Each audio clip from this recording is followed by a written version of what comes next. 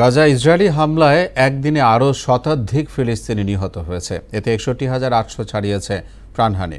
Al Jazeera সাংবাদিক হত্যার প্রতিবেদনে ইসরায়েল, যুক্তরাজ্য সহ বিশ্বের বিভিন্ন দেশে চলছে বিক্ষোভ। এদিকে রাশিয়া ইউক্রেন যুদ্ধ বন্ধে পুতিন রাজি না হলে কঠিন পরিণতি হবে বলে হুঁশিয়ারি দিয়েছেন মার্কিন প্রেসিডেন্ট ডোনাল্ড ট্রাম্প। ইশতিয়াক হোসেনের ডেস্ক রিপোর্ট।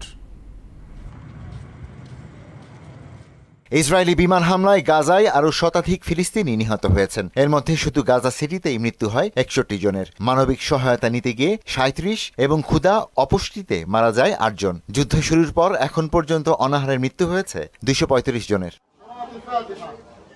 গাজায় সাংবাদিক হত্যার প্রতিবাদে বিশ্বজুড়ে বইছে নিন্দার ঝড়। সম্প্রতি মারা যাওয়া আনাস আল শরীফ সহ নিহত সকল সাংবাদিকের স্মরণে প্রতিবাদ মিছিল, সমাবেশ ও র্যালি হয়েছে ইসরায়েল, যুক্তরাজ্য, মেক্সিকো, পাকিস্তান, দক্ষিণ আফ্রিকা সহ বিভিন্ন দেশে। এদিকে ইউক্রেনকে বাদ দিয়ে সীমান্ত বিষয়ক আলোচনা সম্ভব নয় বলে মন্তব্য করেছেন ফরাসি প্রেসিডেন্ট ইমানুয়েল ম্যাক্রো। ইউক্রেন ও যুক্তরাষ্ট্রের প্রেসিডেন্ট সহ ইউরোপীয় নেতাদের সঙ্গে ভার্চুয়াল বৈঠকের পর তিনি এ কথা বলেন।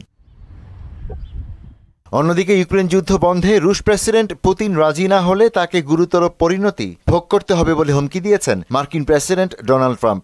আলাস্কায় আসন্ন শীর্ষ বৈঠকে এই বিষয়ে আলোচনা হবে বলে বৃহস্পতিবার এক প্রতিবেদনে জানায় বার্তা সংস্থা আনাদোলু।